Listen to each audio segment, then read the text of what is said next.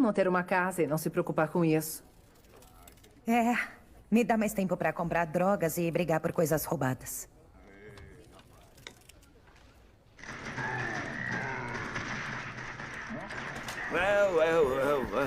Hoje eu vou ganhar um dinheiro decente.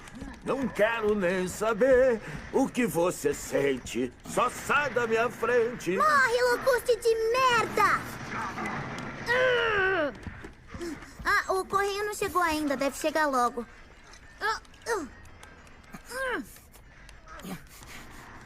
O que vocês estão fazendo em casa? Corte de orçamento. Come minha bosta! Às vezes a gente não tem aula na sexta. Não tinha que ter alguém pra cuidar de vocês? A gente é independente. Tá.